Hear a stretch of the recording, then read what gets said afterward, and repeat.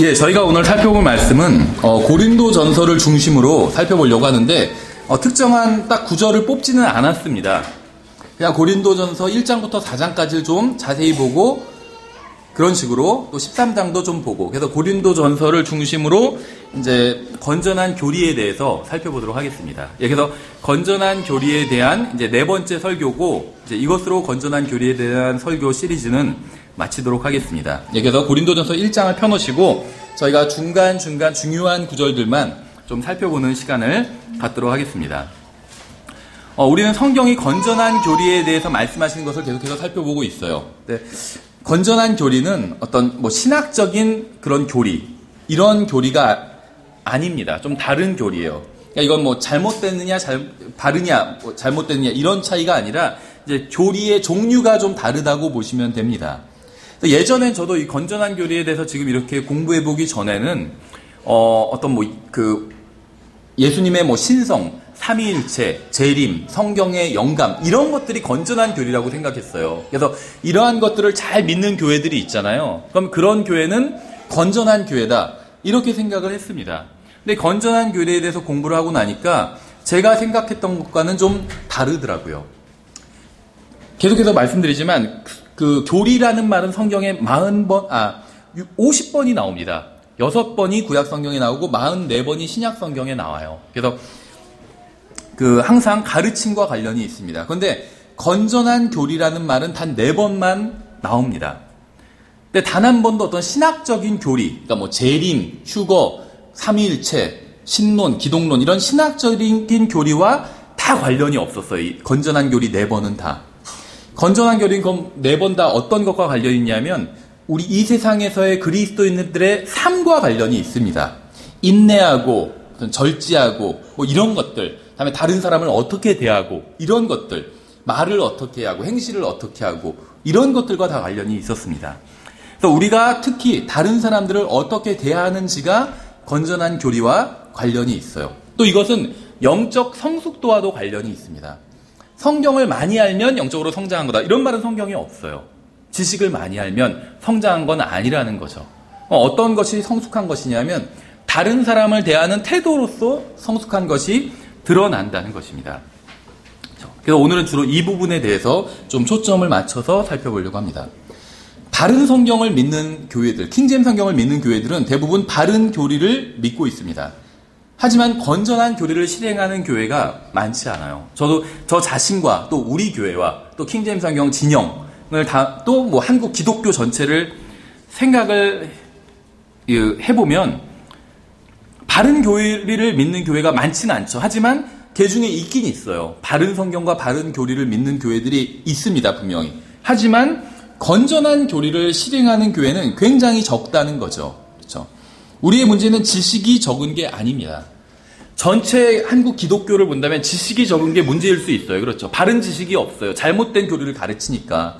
근데 바른 성경을 믿는 교회들, 우리 교회뿐만 아니라 많이 있죠. 서울에도 있고 지방에도 몇 군데 있어요. 저도 정확히 몰라도 한 20-30군데, 한 40-50군데는 정도는 될 거예요. 전체 좀 넓게 보면 킹제임스 성경을 믿고 바른 교리를 가르치는 교회들이.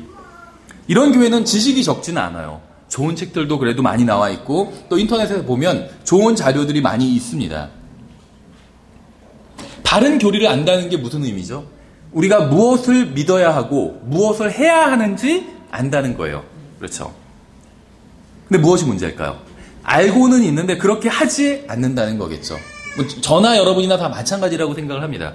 기도를 해야 된다는 건 알아요. 기도를 하는 건 바른 교리예요. 어떤 교회에서 기도할 필요 없다 이렇게 가르치는 교회도 있어요. 그래서 기도를 안 하는 교회도 있어요.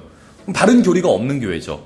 근데 기도를 해야 된다. 하나님 아버지 해야 되고 예수님의 이름으로 해야 되고 무엇을 구해야 되고 이런 것들을 아는 게 이제 기도에 관한 바른 교리를 알고 있는 거겠죠. 우리는 대부분 자세히 몰라도 기도에 대한 바른 교리를 알고 있습니다. 그렇죠. 하지만 이것과 알고 있는 것과 실제로 기도를 하는 것과는 또 다른 문제라는 거죠. 그러니까 우리 교회 또 킹제임스 성경을 믿는 대부분의 이 교회들의 문제는 무엇이냐면 알고는 있는데 하고 싶어 하지는 않는다는 거예요.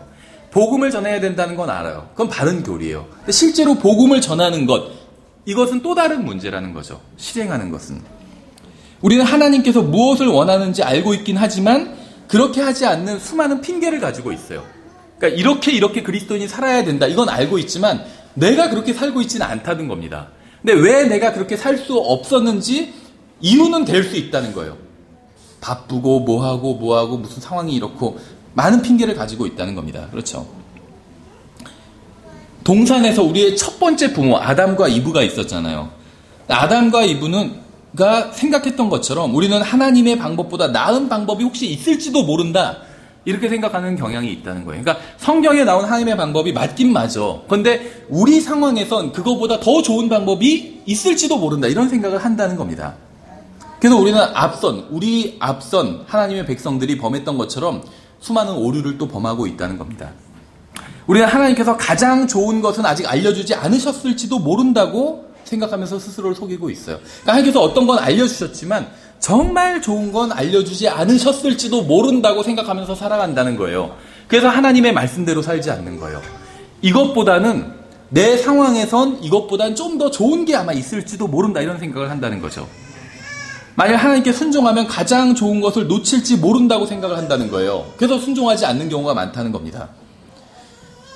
그런데 우리가 순종하지 않음으로 인해서 하나님의 말씀대로 순종하면 정말 좋은 걸 놓칠 수도 있기 때문에 이제 순종을 안 하는 건데 우리가 그렇게 생각하기 때문에 근데 실제는 어떠냐면 하나님의 말씀에 불순종함으로 인해서 최악의 결과를 얻게 된다는 거예요. 한번 돌이켜서 생각해 보세요. 저는 구원받은 지 대략 한 25년 정도 됐는데 26년째인데 생각해보면 제가 하나님께 순종했을 때도 있고 순종 안 했을 때 뭐 훨씬 더 많겠죠. 돌이켜서 생각해보면 그때 당시에는 순종하지 않는 게 내 인생에 있어서는 훨씬 더 나은 길이라고 생각했어요.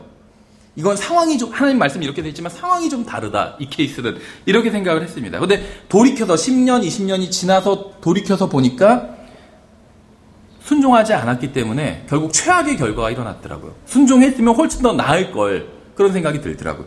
생각해보세요. 부모님이 뭐 믿고 안 믿고를 떠나서 부모님이 시키는 대로 하면 인생은 실패하지 않아요. 그렇죠? 부모님이 시키는 대로 했더니 결국 나는 감옥에 가게 됐다. 이런 사람은 거의 없습니다.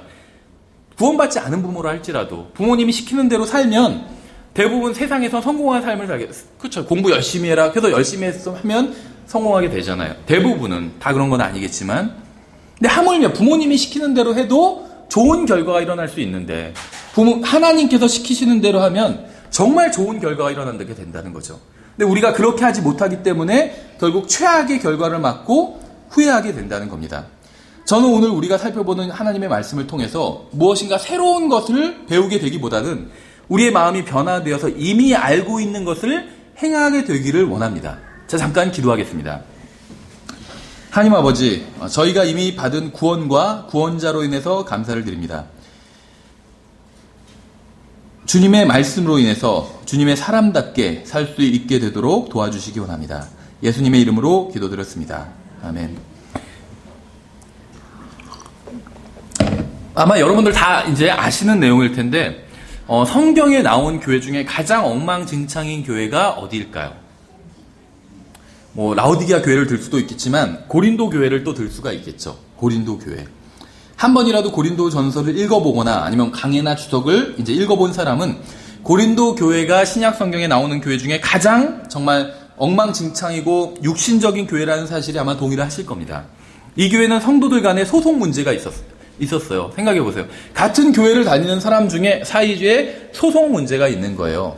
그래서 성경에선 지역교회 내에서 서로 소송하지 말라고 이렇게 말씀하셨어요. 그러니까 구원받은 사람끼리 소송하지 말아라 이런 말씀은 없습니다. 그러면 우리가 소송할 때마다 상대방 다 구원 확인해야 돼요. 가서 구원 받으셨나요 혹시?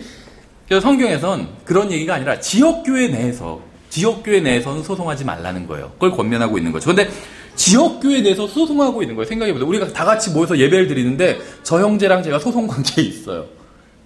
그런 교회였어요. 고린도 교회는. 또 성적인 죄 문제가 있었어요. 성적인 죄 문제. 아버지의 첩과 간음한 사람이 있었어요. 아버지의 첩도 이상하지만 아버지의 첩과 간음을 또 한 사람이 있었어요. 도덕적인 문제. 또 은사를 잘못 분별하는 문제도 있었습니다. 이런 많은 문제를 가지고 있었어요. 고린도 교회는. 한번 고린도전서 1장을 보겠습니다. 1장을 보시면 이제 고린도 교회 성도들에게 바울이 하는 얘기죠. 1장 4절에 보시면 이렇게 되어 있어요. 예수 그리스도를 통하여 너에게 주신 하나님의 은혜로 인해 내가 너희를 대신하여 항상 나의 하나님께 감사하노라. 이게 무슨 말씀인지 아시겠어요? 고린도 교회에서 많은 문제를 만들어냈던 사람들은 하나님의 은혜로 구원받은 사람들이었어요. 어떤 분 이런 얘기를 해요. 고린도전서에 정말 이거는 정말 안 좋은, 누가 봐도 안 좋은 많은 문제가 있었잖아요. 소송 문제, 성도들 간의 소송 문제, 뭐 성적인 문제, 도덕적인 문제, 은사를 잘못 사용하는 문제. 그러다 보니까 이 사람들 구원받은 사람은 아니다. 이렇게 강의하시는 분도 있어요. 근데 성경 그렇게 되어 있지 않아요. 하나님의 은혜로 구원받았다고 분명히 얘기하고 있습니다. 그래서 하지만 하나님의 은혜로 구원받았다는 사실이 수많은 문제를 가지고 있는 수많은 문제로 인해서 교회가 망가지지 않도록 보증해 주는 것은 아니라는 겁니다. 어떤 사람들은 이 사람들이 성경을 잘 모르기 때문에, 이 사람들이 구원은 받았을 수는 있지만 성경을 잘 모르기 때문에 이렇게 된 거예요. 우리처럼 바른 성경과 바른 교리를 알고 있으면 이런 오류에 빠지지 않는다. 이렇게 주장하는 사람도 있습니다. 5절에 보시면 이렇게 되어 있어요. 너희가 모든 일, 곧 모든 말과 모든 지식에서 그분으로 말미암아 풍성하게 되었으니, 이렇게 말씀하고 있어요. 여기서 말씀하시는 지식이 가짜 지식일까요? 아니죠. 바른 지식이에요. 지식에서 예수님으로 말미암아, 다른 인간의 지식이 아니라 예수님으로 말미암아 지식이 풍성하게 되었대요. 이미 되었대요. 그러니까 뭐냐면 성경을 이미 성경 지식을 많이 가지고 있다는 거예요. 바른 성경 지식을. 그렇죠? 그러니까 고린도 교회 성도들은 서로를 고소하고 간음하고 이혼하고 속이고 훔치는 사람들이었지만 성령님에 의하면 그들은 모든 지식에서 풍성한 자들이었습니다. 이렇게 인정하고 있잖아요, 사도 바울이. 하나님께서는 이들을 구원해 주셨고 다른 교회보다 많은 지식을 부어주셨어요. 그들은 많은 문제를 가지고 있었지만 지식이 적어서 그런 건 아니었다. 바른 교리를 몰라서 지금 교회가 엉망진창이 된 것은 아니었다는 겁니다. 6절엔 또 이렇게 말씀하고 있어요. 이것은 곧 그리스도의 증언이 너희 안에서 굳게 세워진 바와 같도다. 예수님의 증언이 이 사람들 안에서 굳게 세워져 있대요. 그러니까 우리가 생각하는 것보다 이 사람들 긍정적인 면이 굉장히 많죠. 어떤 사람들 고린도 교회 성도들이 구원받지 않은 사람들이었기 때문에 그렇다 얘기하지만 그렇지 않다는 거죠, 사실은. 사도 바울에 의하면, 바울이 확인한 바에 의하면 그리스도의 증언이 이 사람들 안에서 굳게 세워졌대요. 그렇죠? 이건 뭐 두 가지로 해석할 수 있을 거예요. 이 사람들이 구원받았다는 의미로 볼 수도 있고, 다른 의미는 이 사람들이 복음을 전하는 사람들이라는 의미도 볼 수도 있어요. 그리스도의 증언이 이 사람들 안에서 굳게 세워졌다. 이렇게 얘기하고 있기 때문에. 그렇죠? 그러니까 자, 여기까지 보면 이 사람들은 고린도 교회의 사람들은 고린도 교회는 엉망진창이었지만 이 사람들은 하나님의 은혜로 구원받았어요. 풍성한 지식을 가지고 있었어요. 그리스도의 증언이 이 사람들 안에서 굳게 세워져 있었으니 아마 복음을 전하는 사람들이었을 거예요. 7절엔 또 이렇게 말씀하고 있어요. 이로써 너희가 어떤 선물에서도 뒤처지지 아니하고 우리 주 예수 그리스도의 오심을 기다리나니. 재림도 기다리는 사람들이었어요. 그러니까 고린도 교회가 형편없는 교회다. 특히 많은 바른 성경을 믿는 교회들이 이렇게 비평을 합니다. 그렇죠. 그런데 하나하나 따지고 보니까 우리보다 나은 것 같아요. 구원도 받고 지식도 풍성해요. 그리고 복음도 전해요. 그리고 재림도 기다려요. 얼마나 훌륭한 교회예요.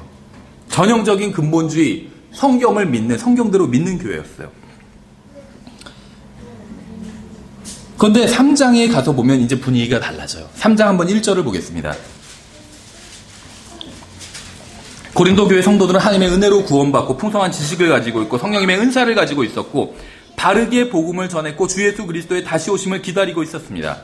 그런데 성경에서 뭐라고 말씀하시냐면 가장 형편없는 성도들이다 이렇게 얘기하고 있어요. 3장 1절에 보시면 형제들아 내가 영에 속한 자에게 말한 것 같이 너희에게 할 수 없어서 육신에 속한 자 곧 그리스도 안에 있는 갓난 아이들에게 말하는 것 같이 하였노라. 다시 정리를 해보겠습니다. 고린도전서에 나온 사람들은 구원받았을 뿐만 아니라 풍성한 성경 지식을 가지고 있었지만 또 예수님의 재림을 기다리고 있었지만 영적으로는 갓난 아이들과 같았습니다. 마치 오늘날 바른 성경을 믿는다고 우쭐대는 사람들과 비슷해요. 그렇죠? 우리 포함해서.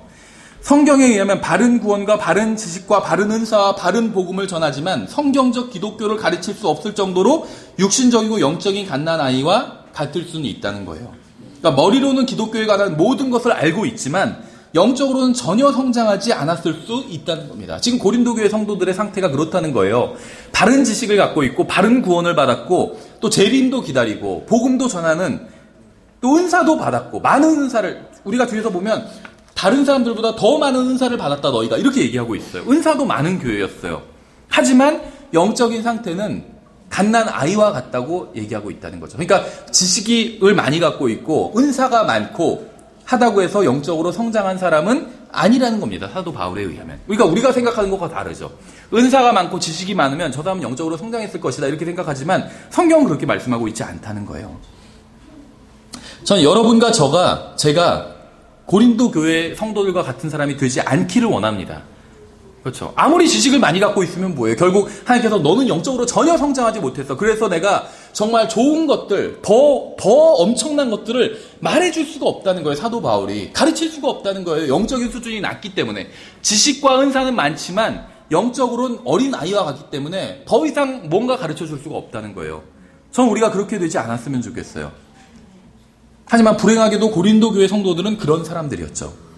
고린도 교회 성도들은 풍성한 지식을 가지고 있었어요. 누구에게도 뒤처지지 않을 정도로 성령님의 은사도 많이 받았습니다. 하나님의 은혜로 구원받았어요. 하지만 영적 아기들이었어요. 그저 아기들일 뿐만이 아니라 육신적인 아기였다고 얘기하고 있어요. 이중적인 거죠. 그냥 너는 아직 수준이 낮아. 이렇게만 해도 좋지 않은 건데 게다가 너는 육신적이야. 이렇게 얘기하고 있는 거예요. 그렇죠.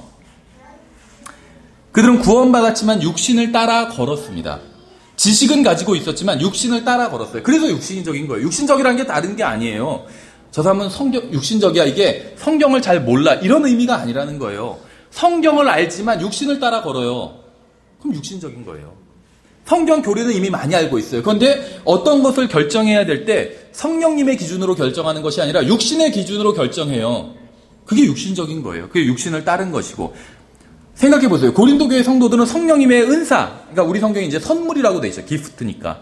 근데 우리가 예전에 하던 말로는 은사예요. 성령의 은사는 많이 받았는데 육신의 통제를 따르고 있었어요. 성령님의 통제가 아니라. 그래도 육신적이라고 사도 바울이 지적하고 있는 거예요. 그래서 어떤 사람들은 이들이 뭐 담배를 피우거나 술을 마시거나 욕을 입에 달고 살았을 거라고 생각할 수도 있어요. 근데 정말 그랬을까요? 3장 2절에 이렇게 되어 있습니다. 내가 너희를 젖으로 먹이고 음식으로 하지 아니하였나니 이는 지금부터 너희가 그것을 능히 감당하지 못하였으며 지금까지 너희가 그것을 능히 감당하지 못하였으며 지금도 능히 못하기 때문이라. 여기서 좀 이상하다는 생각이 들지 않으세요? 고린도 성도들은 풍성한 지식을 가지고 있었습니다. 그렇죠. 많은 지식. 그런데 영적 음식은 먹지 못하고 그냥 정말 최소한의 젖만 빨고 있는 거예요. 그렇죠. 처음 태어난 아기들 음식을 전혀 못 먹어요. 그렇죠. 죽도 못 먹어요. 그렇죠. 처음 태어난 아기들은. 그래서 젖만 빨리는 거죠. 유일하게 가장 어린 사람이 신체적인 나이가 가장 어린 사람이 먹을 수 있는 유일한 음식은 젖뿐이 없다는 거예요. 그렇죠. 사도 바울이 평가를 할 때 고린도 교회의 성도들은 지식은 풍성했어요. 굉장히 많았지만 영적 상태는 굉장히 어렵기 때문에 젖뿐이 못 준다. 음식은 못 준대요. 여기서 말하는 음식이 이제 밑이기 때문에 음식도 되고 고기도 돼요. 그러니까 음식, 고기, 단단한 거 이거 못 준다는 거예요. 그냥 젖뿐이 못 준다는 거예요. 그러니까 우리가 생각하는 것과 다르죠. 특히 이 킹제임 성경을 믿는다고 하는 교회들 중에선 지식이 높으면 그게 영적 수준이 높은 거라고 생각해요. 그러니까 우리는 재림과 천연왕국과 이런 것들을 이런 정말 엄청난 교리들을 알고 있기 때문에 우리는 대학생이고 이걸 모르는 다른 장로교인들은 무슨 초등학생들이나 마찬가지다. 이렇게 얘기하는 경우 많이 봤어요. 저도 과거엔 그런 얘기에 동의했어요. 근데 사도 바울은 동의하지 않고 있는 거예요. 사도 바울을 통해서 말씀하시는 성령님은 동의하지 않으시는 거예요.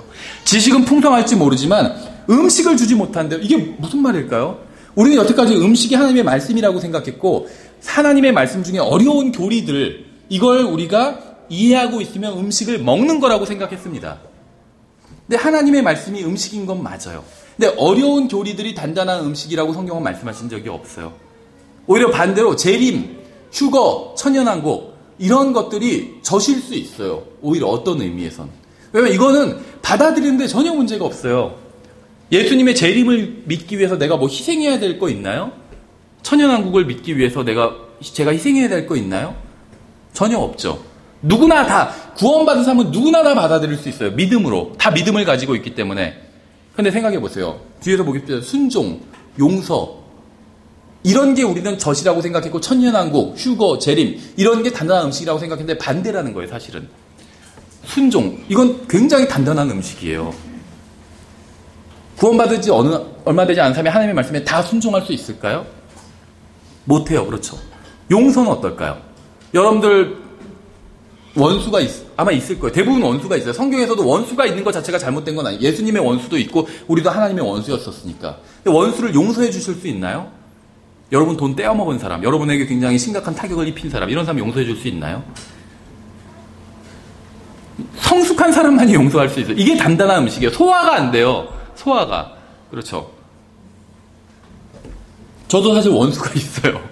아시는 분은 아실지 모르겠는데 굉장히 오래된 일이에요. 어떤 사람이 저한테 굉장히 정말 나쁜 짓을 했어요. 제가 막 그 사람을 폭행해도 누가 와서 왜 이 사람을 폭행하고 있어요? 그랬을 때 제가 스토리를 얘기해주면 다 이해할 만한 그 정도로 나쁜 사람이에요. 그런데 어느 순간 제가 그 사람에 대해서 용서가 되더라고요. 물론 어떤 때는 또 분노가 될 수도 있어요. 그 사람한테. 그런데 용서가 되더라고요. 그래서 실제 용서가 되니까 꿈에서 제가 그 사람 꿈을 많이 꿨었는데 예전에 꿈에서도 봤어요. 그런데 그 사람과 만나는데 꿈에서 지나쳐 갔는데 제가 꿈에서 다시 그 사람을 불러서 악수를 하자고 제가 그러더라고요. 용서가 된 거예요. 그렇죠? 영적으로 성숙해 갈수록 용서할 수 없는 사람 용서하게 돼요. 하나님께서 가장 성숙하시기 때문에 자기 아들의 죽음에 대해서 책임이 있는 우리를 용서해 주셨잖아요. 그렇죠? 그러니까 이게 단단한 음식이에요. 나에게 손해를 끼친 사람에게 내가 용서해 줄 수 있는가? 용서해 줄 수 있으면 단단한 음식을 먹을 수 있는 거예요. 인내할 수 있는가? 인내는 성숙한 사람이 인내하는 거지 성숙하지 못한 사람이 인내 못해요. 아기들이 인내하지 못하잖아요. 그렇죠? 인내 못해요. 구속이나 칭이나 보혈보다 UFO에 대해서 더 큰 관심을 갖는 사람들이 있습니다. 예수님의 갈보리 십자가나 예수님의 신성이나 처녀산생보다 거인들에 대해서 더 큰 관심을 갖는 사람들이 있어요. 하지만 성령님에 의하면 이러한 것들은 영적으로 깊이가 있는 게 아니에요. 거인들, UFO 이런 건 영적 깊이가 있는 게 아닙니다. 성령님께서는 그런 것을 단단한 음식이라고 부르신 적이 한 번도 없어요. UFO, 공룡, 거인 이런 것에 대해서 물론 알아야 되겠죠. 하지만 그런 것보다 먼저 배워야 될 것이 있습니다. 정말 영적 깊이가 있는 것. 그건 무엇이냐면 순종이에요. 순종. 하나님께 순종하고 남편에게 순종하고 자식들은 부모님께 순종하고 그렇죠. 뭐 주제랑은 상관 아예 없는 건 아니까 여러분이 하나님을 예수님께 얼마나 순종하고 있는지 어떻게 알 수 있는지 아세요? 결혼해서 남편이 있는 사람은 자기가 남편에게 순종하는 만큼이 예수님께 순종하고 있는 거예요. 그럼 평가를 내릴 수 있겠죠. 내가 하나님께 얼마나 순종하는가. 그냥 생각하니까 점수를 매기가 힘들잖아요. 내가 남편을 내게 얼마나 순종하고 있는가. 딱 그 점수가 똑같은 그 점수예요. 반대도 마찬가지예요. 내가 하나님을 얼마만큼 사랑하고 있는가. 그거는 내가 아내를 얼마만큼 사랑하고 있는가. 그걸 보면 알 수 있어요. 그러니까 이게 굉장히 어려운 교리라는 걸 알 수가 있죠. 결혼하신 분은 다 아마 전 동의할 거라고 봐요. 남편에게 순종하는 것, 아내를 사랑하는 것, 이것만큼 깊이가 있는 게 저는 없다고 봐요. 그렇지 않나요? 또 용서하는 것, 순종, 용서, 인내, 이런 것들을 먼저 배워야 돼요. 이러한 것들이 단단한 음식입니다. 영적으로 어린 아이들은 이러한 것들을 소화시키지 못해요. 고린도 교회 성도들은 풍성한 지식을 가지고 있었지만 영적으로 단단한 음식은 먹지 못했습니다. 그들은 성령님의 선물을 누구보다 많이 받았지만 그것을 제대로 사용하는 법은 몰랐어요. 그들은 육신적인 영적 갓난 아이들이었습니다. 그렇다면 그들은 무엇을 하고 있었을까요? 잘 보세요. 지식은 많이 있었어요. 하지만 지식이 많은 게 성장한 건 아니라고 말씀드렸죠. 정말 성장한 건 무엇이냐면 순종하고 인내하고 용서하고 다시 말하면 다른 사람과 잘 지낼 수 있는 것. 이것이 성장한 거예요. 그렇죠. 3장 3절에 보시면 이렇게 말씀하고 있어요. 너희가 아직도 육신에 속하였도다. 너희 가운데 시기와 다툼과 분열이 있으니 너희가 육신에 속하여 사람들처럼 걷지 아니하느냐. 사도 바울이 지적하고 있는 게 무엇인지 아시겠어요? 아무리 많은 성경 지식을 가지고 있다 할지라도 다른 형제와 바른 관계에 있지 않다면 아무런 소용이 없다는 겁니다. 다른 자매와 평화롭게 지내지 못한다면 그건 문제가 있다는 거예요. 성경 지식이 많고 적은과 상관없이. 다른 사람을 용서하지 못했다면 많은 지식이 아무런 소용이 없다는 거예요. 그냥 영적 어린아이라는 거예요. 아무리 많은 것을 알고 있다 해도 마음이 바르지 않다면 정말 중요한 것들은 배우지 못했다는 겁니다. 누군가를 시기한다면 성경을 얼마나 많이 알고 있건 상관없이 육신적인 것입니다. 그렇죠? 분열을 일으킨다면 성경을 얼마나 많이 알고 어떤 은사를 가지고 있건 상관없이 육신적인 거예요. 누군가 다투고 있다면 복음을 얼마나 잘 전하고 교리를 얼마나 많이 알고 있는지 상관없이 육신적인 겁니다. 영적으로 어리다는 거예요. 자기가 다른 사람을 참아주지 못하면 저 사람 내쫓았으면 좋겠다. 자기가 참아주지 못하고 그렇죠. 생각해 보세요. 누군가가 계속 누군가에게 먹을 거를 줬는데 그 사람이 감사하다고 한마디도 안 해요.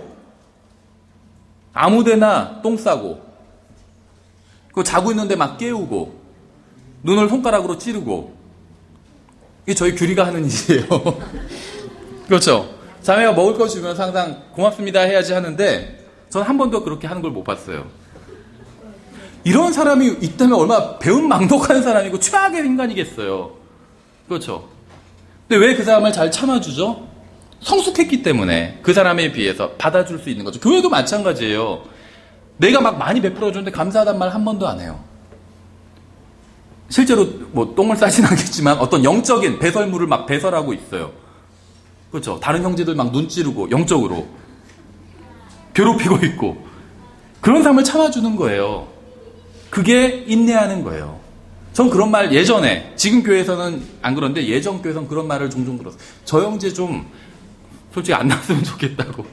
그렇게. 제가 바로 이해가 돼요. 아, 저 형제 왜 나올까? 그때는 그런 생각을 했었어요. 성숙하지 못했기 때문에 그런 생각을 하는 거예요. 그렇죠. 무엇이 정말 문제인지 아세요? 자기 자신을 사랑하는 게 문제예요. 그래서 다른 사람을 참아주지 못하는 거예요. 이게 정말 문제예요. 자신이 하나님을 어떻게 섬겼는지 스스로 놀라워하면서 자기 자신에 대해서는 대견해 합니다. 근데 다른 사람은 그렇게 하지 못하면 막 참지를 못하는 거예요. 자신과 관련된 것만 중요하다고 생각하고 다른 사람은 전혀 중요하다고 생각하지 않아요. 이게 문제라는 겁니다. 자신이 영광을 차지하려고 하는 게 이제 문제의 핵심이라는 거예요. 영적 갓난아이라는 말의 의미는 어떤 하박국을 잘 강의하지 못한다.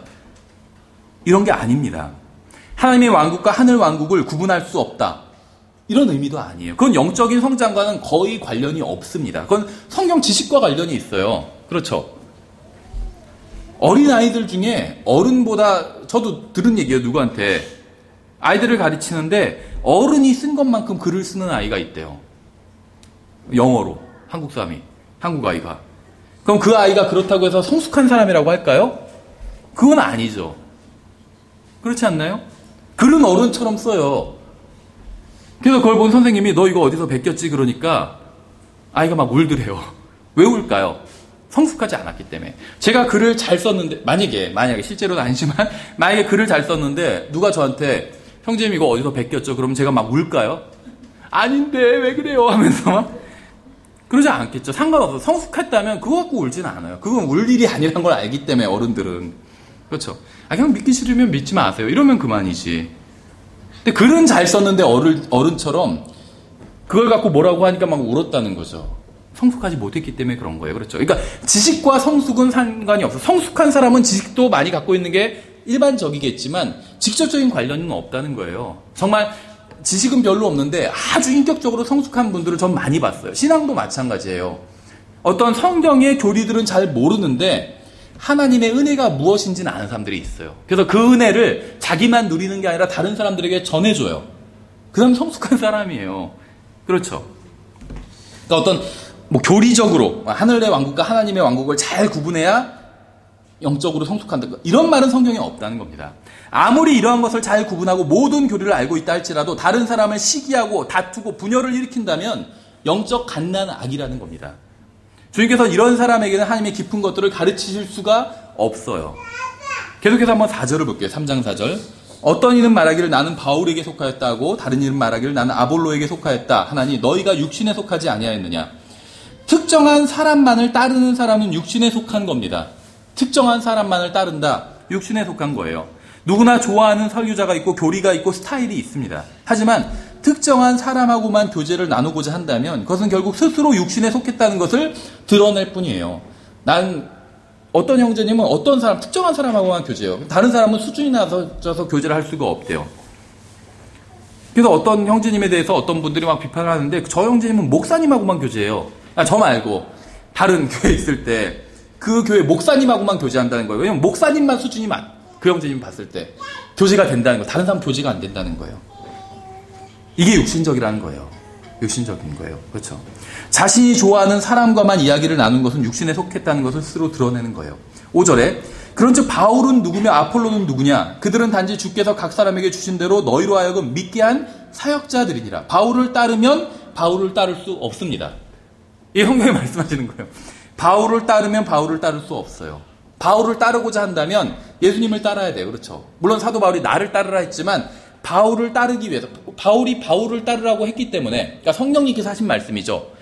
바울을 우린 따라야 되는데 바울을 따르기 위해서 예수님을 따라야 돼요. 그래야지 바울을 따르는 거예요. 바울을 따르면 바울을 따를 수 없어요. 말장난 같지만 어떤 사람 자기는 바울만을 따른다고 이야기합니다. 그런데 바울은 그런 사람을 꾸짖고 있어요. 우리의 관심은 예수님에게 있어야 됩니다. 사람이 아니라. 우리는 너무나도 많은 순간 예수님이 아닌 다른 무엇인가에 온통 마음을 빼앗겨 버릴 때가 있어요. 심지어 그게 교리일 수도 있어요. 전 교리가 중요하지 않다는 게 아닙니다. 다만 우선순위가 있어야 된다는 거예요. 첫 번째 우선순위는 항상 예수님이 되어야 된다는 겁니다. 그렇죠? 다른 성경, 킹제임 성경. 저는 제가 킹제임 성경을 알게 됐다는 것이 하나님께 정말 감사해요. 이 킹제임 성경 정말 중요하고 이 세상에 있는 책 중에 전혀 오류가 없는 책은 킹제임 성경밖에 없다고 믿습니다. 하지만 저에게 있어서 1순위는 예수님이 되어야 된다는 거예요. 예수님이 있고 킹제임 성경이 있는 거지 킹제임 성경이 있기 때문에 예수님이 있는 건 아니라는 겁니다. 태초에 킹제임 성경이 없었을 때도 예수님은 계셨어요. 그러니까 무엇이 중요한지는 알아야 된다는 거예요. 예수님이 가장 중요해요. 킹제임 생각해보세요. 킹제임 성경만 있고 예수님이 없다면 킹제임 성경은 아무런 의미가 없어요. 그렇죠? 예수님이 그러니까 킹제임 성경은 있는데 예수님은 돌아가셔서 없어요. 그럼 이건 정말 큰 문제에 빠지는 거죠. 창조자가 없으니까.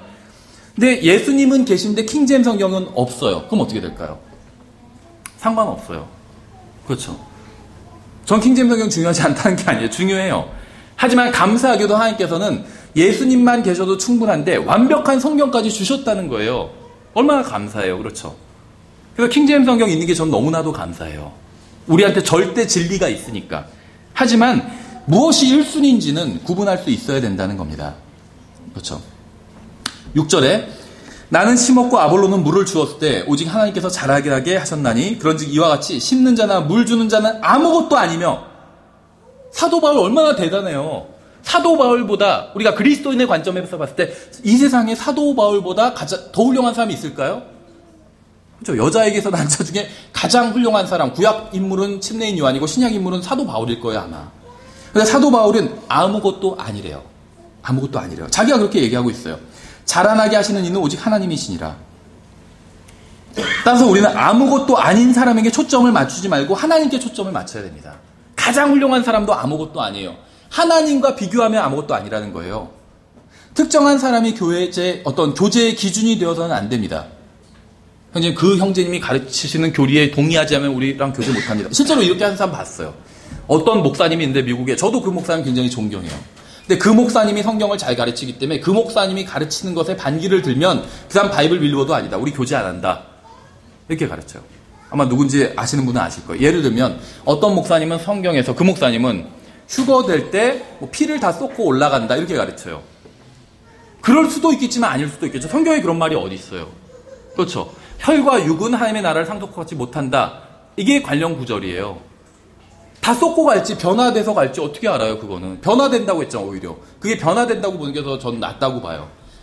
그러니까 모른다는 거예요. 피를 쏟고 갈지 아닐지는. 그 휴거는 비밀 휴거인데 쏟고 가면은 다른 사람들이 알 거 아니에요. 그렇죠. 그러니까 싹 없어지는 게 더 성경적으로 봤을 때 깔끔하다는 거죠. 근데 어쨌든 간에 그분은 그렇게 가르치는데 그걸 받아들이지 않으면 바이블 빌리버도 아니라고 중에 정지한다는 거죠. 그 사람들은 특정한 사람을 따르는 거예요. 특정한 사람. 누군가 가르친 교리를 받아들이지 않으면 그 사람과는 교제도 하지 않는 사람들이 있어요. 그러한 행태는 대단히 잘못된 겁니다. 바울도 아무것도 아닌데 하물며 누가 대단하다고 얘기할 수가 있겠어요? 우리의 교제의 기준은 특정한 사람이나 교리가 아닌 하나님이 되어야 돼요. 하나님. 그렇죠? 하나님에 대한 태도가 바르다면 우리는 그 사람 누구라도 교제할 수 있어요. 곧 있으면 그 얘기가 나와요. 우리는 서로 다른 것에 관심을 갖고 서로 다른 분야에서 주님을 섬길지 몰라도 다 하나님 안에서 그리스도라는 뿌리를 두고 있습니다. 공통된 뿌리를. 만약 여러분이 영적으로 성장하기 원한다면 자신이 기준이 아니라 다른 훌륭한 목사님이 기준이 아니라 어떤 특정한 교리가 기준이 아니라 하나님이 기준이 되어야 된다는 거예요. 자, 다음 절 8절 읽어볼게요. 이제 심는 자와 물 주는 자는 하나이며 저마다 자기의 수고에 따라 자기의 보상을 받으리라. 우리는 하나님과 함께 일하는 일꾼이요 하나님의 농사요 너희는 하나님의 농사요 하나님의 건물이니라. 내게 주어진 하나님의 은혜에 따라 내가 지혜로운 주 건축자로서 기초를 놓았고 다른 사람이 그 위에 세우되 저마다 어떻게 그 위에 세울지 주의할지니라. 아무도 이미 놓은 기초 외에 능히 다른 기초를 놓을 수 없나니 이 기초는 곧 예수 그리스도시니라. 예수님이 우리의 교제의 기초가 되어야 된다고. 예수님에 대한 관점이 그 사람이 어떤 사람이 바르다면 우리는 그 사람이 누구라도 다 교제를 나눌 수가 있어요. 근데 아무리 바른 교리를 믿고 많은 지식을 가지고 있다 할지라도 예수님에 대한 관점이 잘못되어 있다면 우리는 그 사람과 교제를 나눌 수 없다는 겁니다.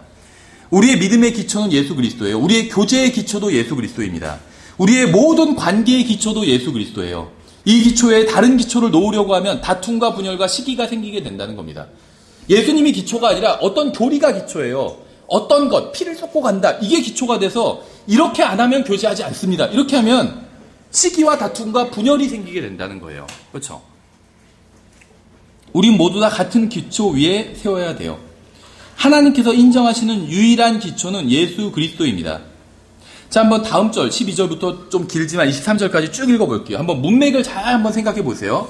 그런데 만일 어떤 사람이 이 기초 위에 금이나 은이나 보석이나 다른 건초나 짚을 세우면 각 사람의 일이 드러나리라. 그날에 그것을 밝히 드러내리니 이는 그것이 불에 의해 드러나고 그 불이 각 사람의 일이 어떤 종류인지 그것을 시험할 것이기 때문이라. 어떤 사람이 그 기초 위에 세운 일이 남아있으면 그는 보상을 받고 어떤 사람의 일이 불타면 그는 보상의 손실을 당하다. 이게 지금 그리스도의 심판석에 대한 문맥이죠. 근데 잘 생각해 보세요. 제가 잘못됐다는 얘기는 아닌데 그리스도의 심판석에서 불에 의해서 우리의 일이 드러나는데 그게 금이나 은이나 보석으로 드러나면 우리는 칭찬을 받게 된다. 그래서 성경에서 말씀하신 것을 우리가 행하면 이것들은 다 금이나 은이나 보석으로 드러나게 될 것이다. 이런 식으로 많이 가르쳤고 저도 가르쳤어요. 그게 지금 잘못되었다 이런 얘기를 하는 게 아닙니다. 그런데 문맥은 사실 그걸 말씀하고 있진 않아요. 무슨 말이냐면 기초가 있는데 그 기초는 예수 그리스도가 되어야 된다는 거예요. 그래서 예수 그리스도 위에 세우면 된다는 거예요. 그게 이제 예수님이라는 기초 위에 금이나 은이나 보석이나 이런 걸로 세울 수 있다는 겁니다. 기초가 예수님이 되어야 된다는 거예요. 그렇죠? 그러나 그 자신은 구원을 받되 불에 의해 받는 것 같이 받으리라. 너희가 하나님의 성전인 것과 하나님의 영께서 너희 안에 거하시는 것을 너희가 알지 못하느냐. 누군지 하나님의 성전을 더럽히며 하나님께서 그를 멸하시리니 하나님의 성전은 거룩하며 너희가 곧 그 성전이니라. 아무도 자신을 속이지 말라. 너희 가운데서 누구든지 이 세상에서 지혜로운 것처럼 보이려거든 어리석은 자가 되라. 그래야 그가 지혜로운 자가 되리라. 이 세상의 지혜는 하나님께 어리석음이니 기록된 바 그분께서 지혜로운 자들을 자기 꾀에 빠지게 하시느니라 하였고 또다시 주께서는 지혜로운 자들의 생각들을 아시며 그것들이 헛된 줄 아시느니라 하였느니라. 그러므로 아무도 사람들을 자랑하지 말라. 사람들을 자랑하지 말래요. 모든 것이 너희 것이니라. 바울이나 아볼로나 게바나 세상이나 생명이나 사망이나 현재 것들이나 장래 것들이나 모든 것이 너희 것이요 너희는 그리스도의 것이요 그리스도는 하나님의 것이니라. 하나님께서 인정하시는 유일한 기초는 예수 그리스도입니다. 그래서 21절에서 결론을 내리는 거죠. 그러므로라는 말은 결론이죠. 아무도 사람을 자랑하지 말고 주님을 자랑하라는 거예요. 본문은 그리스도의 심판석에 관해서 말씀하고 있어요. 예수님께서는 그리스도의 심판석에 앉아 계실 겁니다. 구원받은 사람들은 모두 그 앞에 서게 될 거예요. 그리고 각자 한 일이 불에 의해 시험을 받게 될 겁니다. 각 사람의 행위가 금이나 은이나 보석으로 드러나면 보상받게 될 거예요. 하지만 건초나 짚으로 드러나면 나무로 드러나면 보상의 손실을 당하게 될 겁니다. 그래서 선한 행위를 해야 돼요. 그럼 보상을 받게 될 겁니다. 근데 한 가지 문제가 있죠. 제가 그리스도의 심판석을 문맥에서 떼어내서 방금 적용한 것이고 고린도전서 3장의 앞부분은 서로 간의 관계에 관해서 말씀하고 있어요. 이 고린도전서는 계속해서 관계에 관해서 말씀하고 있어요. 1장 처음부터 끝까지. 왜냐하면 고린도 교회는 많은 문제가 있었어요. 간음과 그야말로 소송과 많은 문제가 있었지만 가장 큰 문제는 분열이었어요. 다툼과 분열과 시기. 이게 가장 큰 문제였어요. 가늠보다 더한 문제들 충분히 일어날 수 있어요. 근데 모든 것의 뿌리는 분열에 있어요. 이 분열은 시기심에 있습니다. 자기 자신을 높이려는 마음으로부터 분열이 시작돼요. 내가 저 사람보다 낫다고 생각하니까 분열이 일어나는 거죠. 저 사람이 더 훌륭하다 이렇게 생각하면 분열이 일어날까요? 분열 안 해요. 그 사람과 같이 있고 싶어 하지. 그렇죠. 근데 내가 저 사람보다 낫다고 생각하니까 교회에서 분열이 일어나는 거예요. 이게 고린도 교회의 문제였습니다. 그럼 고린도 사도 바울이 지금 제시하고 있는 해답은 무엇이냐면 화합해야 된다는 거예요. 그게 지금 고린도전서에서 하고 있는 말이에요. 그리고 그 해답으로 제시하는 게 사랑이죠. 체러티, 형제 사랑. 그럼 이 고린도 교회의 문제가 해결된다는 거예요. 그렇죠. 처음부터 끝까지 분열에 대해서 말씀하고 있어요. 그래서 지금 고린도전서에서 이 그리스도의 심판석에 대해서 말씀하고 있는 건 갑자기 따로 너희 각자가 주님 앞에서 잘하면 상급받을 것이다. 지금 이 얘기가 아니라는 거예요. 조화를 이루어야 된다는 지금 그 얘기를 하고 있는 거예요. 그래서 뒤에서도 마찬가지예요. 은사에 대해서 말씀하시면서 한 몸에 많은 지체가 있지 않냐. 그러나 그것이 조화를 이루고 있다. 지금 그 얘기를 하고 있어요. 그래서 고린도전서는 처음부터 끝까지 조화에 대해서 말씀하고 있어요. 형제 사랑에 대해서. 그렇죠. 고린도전서 3장을 통해서 주님께서 우리가 다른 그리스도인들과 어떤 관계를 맺고 있는지 묻고 계신 거예요. 우리가 그리스도를 섬긴다고 하면서 어떻게 그분의 몸인 교회를 섬기지 않을 수 있겠습니까? 다른 형제에게 인사하지 않으면서 어떻게 그리스도를 섬길 수 있겠어요? 다른 형제와 단 한마디도 하지 않으면서 어떻게 그리스도를 섬길 수 있겠습니까? 그분의 몸인 다른 형제를 섬기지 않으면서 어떻게 그리스도를 섬길 수 있을까요? 자신만 섬겨서는 결코 그리스도를 섬길 수 없습니다. 이것이 바로 고린도전서 3장의 문맥이에요. 자신은 다른 사람보다 몇 명을 더 구령했고 무슨 일을 더 많이 했다고 생각하는 것은 영적 갓난 아이들이나 하는 일입니다. 왜냐하면 자신은 결코 기초가 될 수 없기 때문에. 자신이 하는 일도 결코 기초가 될 수 없어요. 이게 기준이 될 수 없다는 거예요. 나는 이런 위대한 일을 했는데 저 형제는 하지 않아. 그러니까 저 형제는 영적으로 어리기만. 이거는 무슨 말이냐면 내가 하는 일이 기초가 된 거예요. 그렇게 되면 안 된다는 거예요. 그렇죠. 나는 지금 영적으로 이만큼 성수 중에서 무엇 하고 있는데 기도는 얼만큼 하고 성경 얼마나 읽고 전도는 얼만큼 이렇게 하고 있는데 저 형제는 가만히 보니까 하지도 않아. 그러면 그 판단하는 기초가 나 자신이 된 거예요. 그렇게 하지 말라는 거예요. 기초는 예수님이 돼야 된다. 기준은 예수님이에요. 그럼 내가 무시할 수 있을까요? 생각해 보세요. 예수님은 예를 들면 거리로 치면 뭐 30km예요. 근데 나는 50m를 갔는데 저 형제는 5m뿐이 못 갔어. 30km를 가야 되는데. 그럼 내가 잘난 척 할 수 있을까요? 아이고 지금 그렇게 시간이 지났는데 아직 5m뿐이 못 갔어. 나는 지금 50m나 왔는데 30km에 비하면 50m가 내가 훨씬 가깝잖아요. 무시할 수 있을까요? 마찬가지예요. 예수님이란 기준에 비하면 그 기준을 생각하면 우리가 다른 형제를 무시할 수가 없어요. 그렇죠? 예수님께서 나를 위해서 하신 일을 자랑하지 않고 내가 예수님을 위해서 한 일을 자랑하는 것이 바로 육신적인 것입니다. 고린도 교회 성도들이 그랬어요. 나는 바울을 따른다. 그러니까 나는 아포로를 따른다. 그거 갖고 싸우고 있었어요. 자기 은사를 막 자랑하고 있었고. 이게 육신적인 거예요. 자기 자랑. 많이 봤어요. 제가 예전에 다니던 교회, 제가 뭐 다니던 교회가 그렇다고 해서 뭐 형편없는 교회는 아니었어요. 항상 자랑해요. 우리 교회는 이만큼 복음을 전했고 문서사기 이렇게 했고 이런 자랑 막 해요. 그게 육신적이라는 거예요. 예수님을 자랑해야 돼요. 자기 자신을 자랑하면 자기가 바른 일을 했다 할지라도 그걸 자랑하면 육신적인 거예요. 그렇죠? 자신을 자랑하는 게 잘못되었다거나 죄라는 이야기를 하는 게 아닙니다. 너 왜 너 자신을 자랑했어? 그걸 예수님께서 따지진 않으실 거예요. 그렇지만 그건 육신적이고 유치한 일이라는 거예요. 생각해보세요. 우리 아버지 뭐 경찰관이나 아니면 우리 아버지 국회의원이다 이거 자랑하고 있어요. 그 자체가 잘못된 건 아니겠지만 유치하잖아요. 그렇죠? 그 얘기를 하고 있는 거예요. 육신적이고 어리다는 거예요. 우리와 다르다고 해서 함부로 판단해서는 안 됩니다. 각자 예수 그리스도를 기초로 삼아서 그 위에 세워나가야 돼요. 다른 형제를 판단하는 일은 그만두고 자신에게 맡겨진 일을 해야 합니다. 그리고 그리스도 안에 있는 형제 자매들을 존중하고 그들을 섬겨야 돼요. 자신과 무엇이 다른지를 보지 말고 그들을 어떻게 섬길지를 봐야 된다는 겁니다. 성경에는 육신적인 성도들의 특징이 나와 있는데 그것은 지식에 많고 적음과는 상관이 없습니다. 자신의 의견에 동의하지 않는 사람과 잘 지내지 못하는 것이 바로 육신적인 성도의 특징이에요. 쟤는 왜 우리랑 다르지? 우리는 바울파인데 왜 쟤네들은 아폴로파지? 불행하게도 바른 성경을 믿는다고 하는 사람들 중에서 자신과 수천 가지는 같지만 서너 가지가 다르다고 해서 교제를 끊고 비난하는 사람들이 있어요. 이게 육신적인 거라는 거예요. 그렇죠? 자신과 다른 사람을 참아주고 존중해주는 것이 바로 성숙함입니다. 생각해보세요. 우리와 예수님이 얼마나 많이 달라요. 근데 예수님이 막 우리 비난하셨나요? 너 왜 그따위 뿐이 못하냐 막 이렇게 비난하실까요? 우리를 존중해 주셨잖아요. 존중해 주시고 계세요. 지금도. 이게 예수님께서 성숙하시기 때문에 우리를 존중해 주신 거예요. 자신과 다르면 배척하는 것은 유치한 거예요. 이건 거짓 교리를 받아들이라는 게 아니라 그리스도 위에 기초를 세운 다른 형제들을 받아들이라는 겁니다. 그 형제들이 좀 부족하다 할지라도. 계속해서 제가 4장을 한번 볼게요. 4장 1절부터 보시면 이렇게 되어 있어요. 사람이 마땅히 우리를 그리스도의 사역자여 하나님의 신비들을 맡은 청지기로 여길지어다.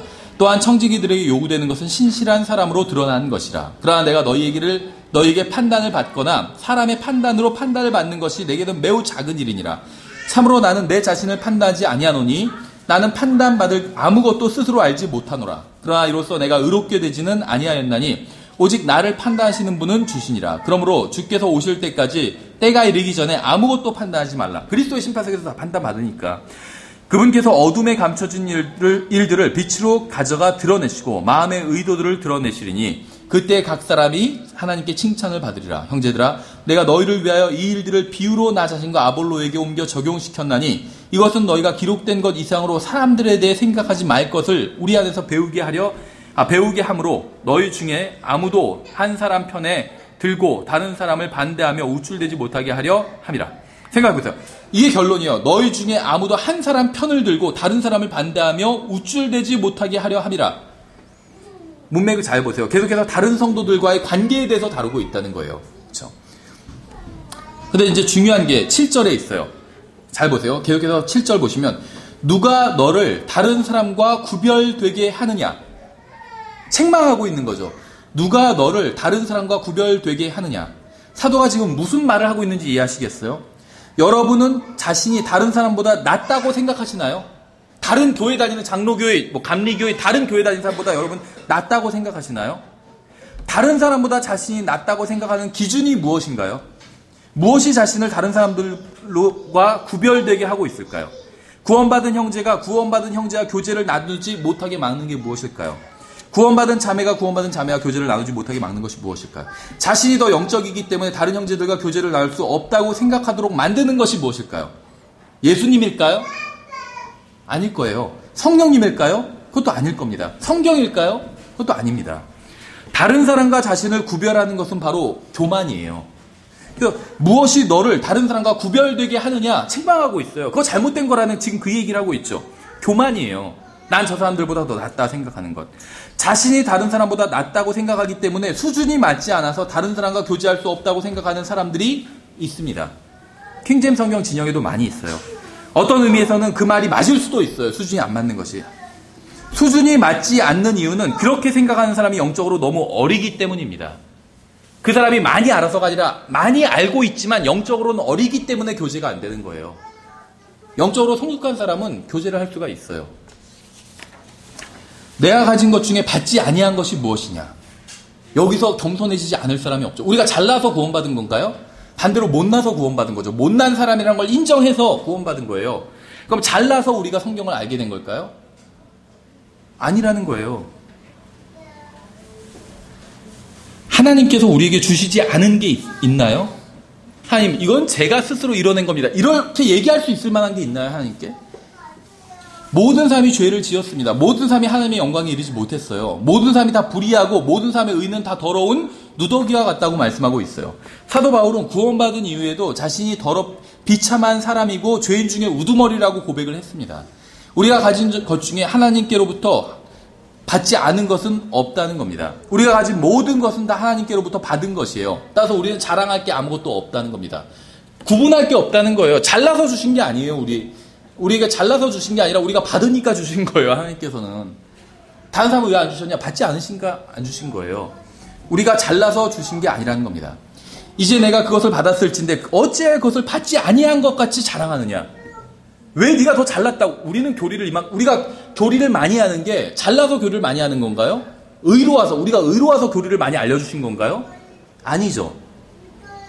우린 그냥 거저 받았어요. 거저 구원받은 것처럼 성경 지식도 거저 받았어요. 그냥 알려주신 거예요, 하나님께서. 더 잘나서가 아니라. 그런데 왜 지금 자랑하고 있냐는 거예요. 그렇죠. 어찌하여 그것을 받지 않은 것처럼, 우리가 이뤄낸 것처럼, 우리가 가지고 있는 바른 교리, 바른 성경 지식을 우리가 이뤄낸 것처럼 왜 자랑하고 있냐는 거예요. 우린 대학생이고 쟤네들은 초등학생, 유치원생이다. 왜 자랑하냐는 거예요. 그렇게 지금 그 말을 하고 있잖아요. 그렇죠. 우리는 모든 것을 다 하나님께로부터 받았습니다. 따라서 우리는 아무것도 자랑하지 말고 주님을 자랑해야 돼요. 주님을. 8절에 너희는 이제 배부르고 이제 부유하며 우리 없이 왕처럼 군림하였도다. 너희가 군림하는 것을 내가 하나님께 바라노니 이것은 우리도 너희와 함께 군림하려 함이라. 이 말의 의미는 이렇습니다. 너희가 스스로 대단하다고 자랑하니 얼마나 대단한지 한번 보자. 그러니까 성령님께서는 사실이 아닌 것을 사실인 것처럼 가정에서 지금 비웃고 계신 거예요. 9절에 내가 생각하건대 하나님께서 사도인 우리를 죽이기로 정하신 자같이 마지막에 두셨나니 우리가 세상과 천사들과 사람들에게 구경거리가 되었노라. 우리는 그리스도로 인해 어리석은 자가 되었으나 너희는 그리스도 안에서 지혜롭고 우리는 약하다 너희는 강하며 너희는 존귀하나 우리는 멸시를 받았도다. 바로 현재 이 시각까지도 우리는 굶주리고 목마르며 헐벗고 매맞으며 일정한 거처가 없고. 무슨 말을 하고 있는지 한번 여러분 잘 생각해 보셔야 돼요. 바울은 고린도 교회의 성도들보다 주님을 위해서 훨씬 더 많은 수고를 했어요. 그렇죠? 고린도 교회 성도들보다 훨씬 더 많은 수고를 했지만 더 많은 비판을 받았습니다. 그들보다 그리스도를 위해서 더 많은 것들을 포기했지만 더 많은 핍박을 받았어요. 바울은 자신에게 영광을 돌려달라고 말을 하는 게 아닙니다. 바울이 말하고자 하는 것은 이래요. 고린도 교회 성도들과 비교하면 자신이 훨씬 더 많이 영광을 받아야 되지만 근데 자기는 아무것도 아니라고 얘기하고 있잖아요. 그렇죠? 그렇다면 그리스도인으로서 바르게 산다는 것이 무엇일까요? 바로 다음 절에서 진술하고 있어요. 또 수고하고 우리 손으로 일하며 욕을 먹으나 축복하고 핍박을 받으나 그것을 참으며 비방을 당하나 간절히 권면하였노니 우리는 이날까지 세상에 오물같이 되고 모든 것의 찌꺼기가 되었노라. 다른 사람이 여러분을 비방하면 여러분 어떻게 반응하시나요? 야 누가 그러던데 너가 무슨 뭐 순전히 막 나쁜 놈 예를 들면 무슨 짓을 했다며 하면서 막 비방을 하면 다른 사람이 여러분을 욕하면 어떻게 하시나요? 우리는 답을 알고 있어요. 그렇죠? 왜냐하면 우리는 지식을 가지고 있기 때문에. 생각해 보세요. 다른 사람이 나를 욕할 때 1번 더 2배로 욕을 갚아준다. 더 심한 욕으로. 2번 욕을 먹으나 축복한다. 어느 게 답일까요? 욕을 먹으나 축복하는 게 답이에요. 그렇죠? 답을 알고 있어요. 우린 지식을 가지고 있기 때문에. 우리는 머리로는 어떻게 대응해야 되는지 알고 있습니다. 여러분은 이미 알고 있는 대로 행하실 수 있어요. 욕을 하나 축복할 수 있어요. 이게 영적 성숙이에요. 욕을 먹으나 축복할 수 있어요. 핍박을 받으나 참을 수 있어요. 비방을 당하지만 권면할 수 있어요. 세상에 오물같이 되고 모든 것에 찌꺼기가 될 수 있으세요. 자신이 지옥에 갈 수밖에 없는 죄인이라는 사실을 인정한다면 충분히 그럴 수 있어요. 그렇죠? 그러니까 너가 참 야비하고 나쁜 놈이라고 하더라. 맞아. 난 지옥에 가기에 합당한 사람이었어. 근데 예수님께서 구원해 주셨어. 이렇게 된 거예요. 사도 바울은 상태가. 그렇죠. 고린도 교회 성도들은 간음하고 도둑질하고 음행하고 서로 고소하는 사람들이었습니다. 그들은 바울을 잘못 대했지만 그것으로 인해서 바울은 흔들리지 않았어요. 바울은 상대방이 자신을 악하게 대한다고 해서 똑같이 악하게 대하지 않았습니다. 왜냐하면 그는 예수 그리스도를 따랐기 때문에. 바울은 자신이 죄인 중에 우두머리라고 생각했어요. 세상의 오물과 찌꺼기고 아무것도 아닌 자라고 생각했습니다. 그래서 누군가 자신을 욕하고 비방해도 전혀 상처를 입지 않고 욕이나 비방으로 갚아주지 않고 오히려 축복으로 갚아준 거예요. 나는 너희를 부끄럽게 하려고 이것들을 쓰지 아니하며 다만 나의 사랑하는 아들에게 하듯 너희를 타이르려 하노라. 그리스도 안에서 너희에게 10,000명의 스승이 있다 해도 아버지는 많지 아니하니 그리스도 예수님 안에서 복음을 통하여 내가 너희를 낳으리라. 잘 보세요. 스승과 아버지를 비교하고 있죠. 스승은 무엇을 하는 사람이죠? 가르치는 사람의 지식을. 아버지는 무엇을 하는 사람이죠? 양육하는 사람인데 어떻게 사는지를 같이 살면서 보여주는 사람이에요. 그렇죠? 바울이 누가 더 낫다고 얘기하는 거죠? 아버지가 더 낫다는 거예요. 진정한 영적 성숙은 누군가 자라나는 건 선생님이 길러주지 않아요. 자라나는 건 아버지가 길러줘요. 그렇죠? 진정한 영적 성숙은 지식에만 있는 게 아니라는 얘기를 하고 있는 거예요. 16절. 그러므로 너희에게 간청하노니 너희는 나를 따르는 자들이 되라. 이런 까닭에 내가 나의 사랑하는 아들이요 주 안에서 신실한 자인 디모데를 너희에게 보내었나니 내가 모든 곳에서 모든 교회에서 가르치는 대로 그가 너희에게 그리스도 안에 있는 나의 길들을 생각나게 하리라. 지금 바울이 왜 갑자기 디모데 얘기하고 있는지 아세요? 바울은 너희에게 많은 지식을 가르칠 수 있는 스승이 있다. 하지만 내가 걸은 길을 생각나게 해줄 사람이 필요하다. 그래서 내가 너희에게 디모데를 보내겠다. 이렇게 얘기하고 있는 거예요. 고린도 교회 성도들은 이미 풍성한 지식을 가지고 있다고 바울이 얘기했잖아요. 근데 그렇게 살지 못했죠. 그래서 바울이 디모데를 보낸 이유는 디모데를 보낼 테니까 디모데 훌륭한 그리스도인이다. 디모데가 사는 것처럼 디모데의 샘플을 한번 너희가 봐라.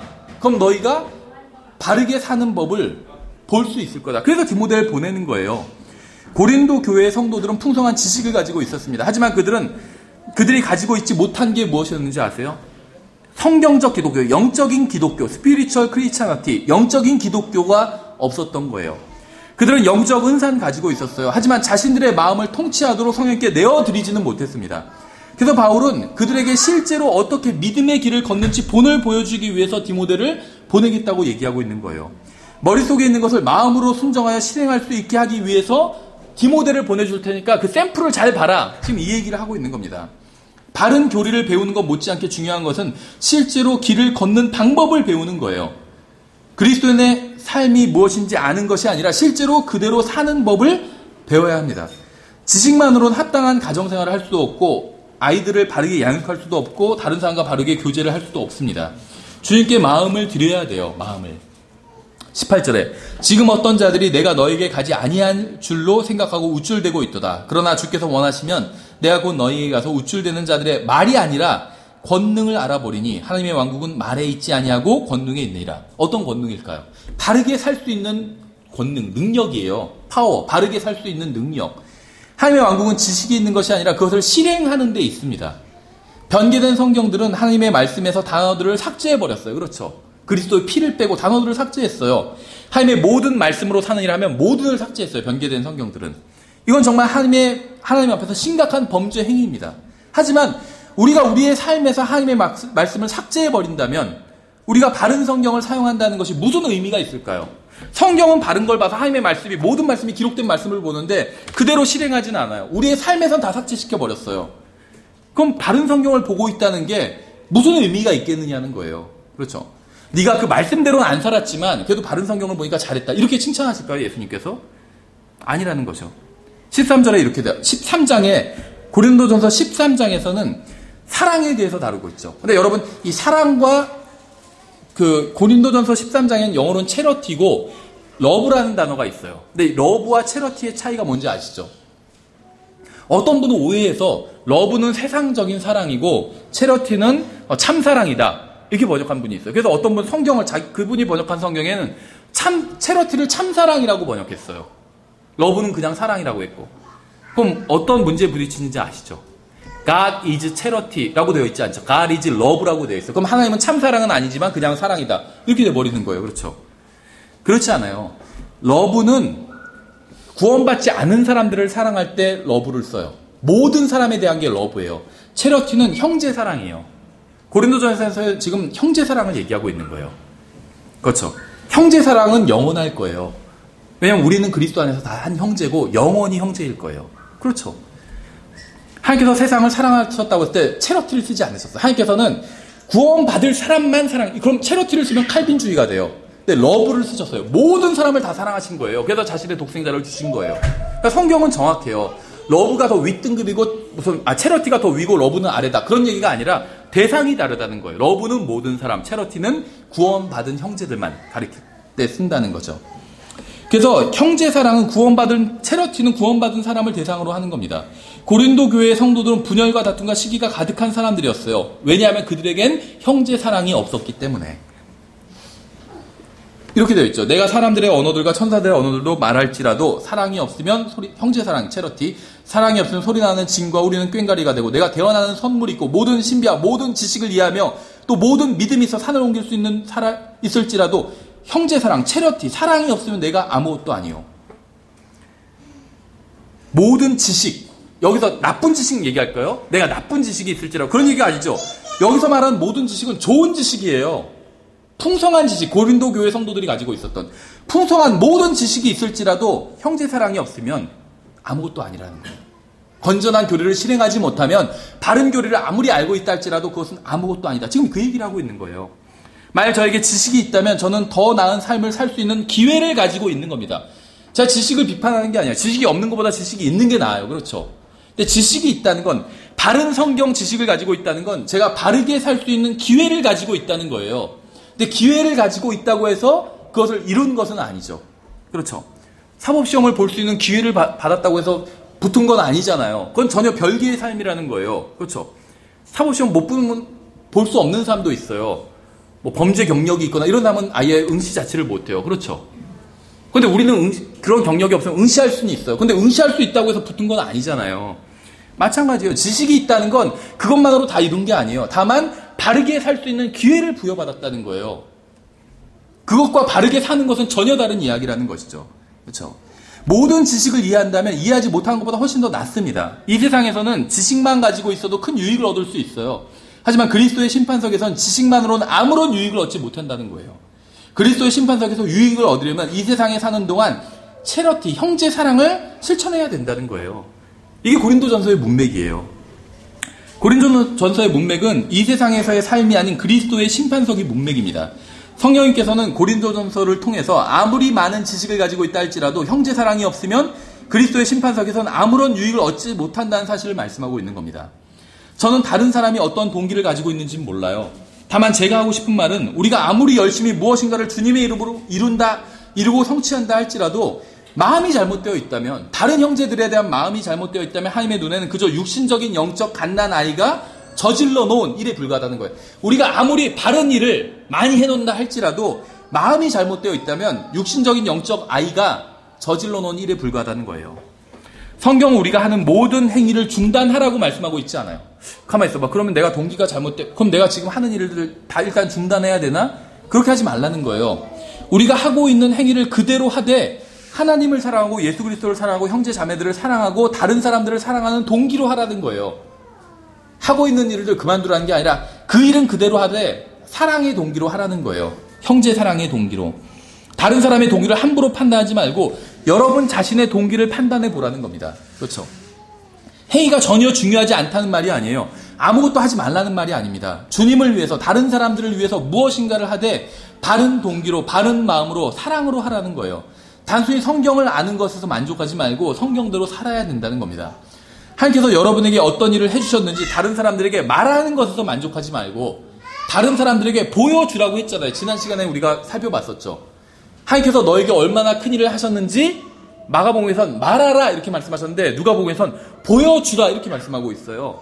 우린 다른 사람들에게 하나님께서 내 안에서 어떤 일을, 얼마나 큰 일을 행하셨는지 말해야 되고 보여줘야 됩니다. 보여줘야 돼요.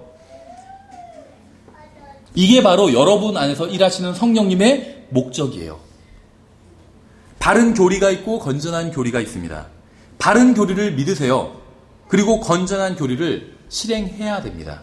그래야지 그리스도의 심판석에서 여러분들이 칭찬을 들을 수 있을 겁니다. 예, 기도하겠습니다. 하나님 아버지, 주님께서 우리를 도와주시기 원합니다. 저는 위선자가 되고 싶지 않습니다. 주님께서 주신 빛 가운데 걸을 수 있도록 저희를 도와주시기 원합니다. 거룩한 말씀대로 살 수 있도록 도와주시기 원합니다. 예수님의 이름으로 기도드렸습니다. 아멘. 예, 다 같이 일어나셔서 제가 421장 주님께 찬양 드리고 오전 예배를 마치겠습니다. 421장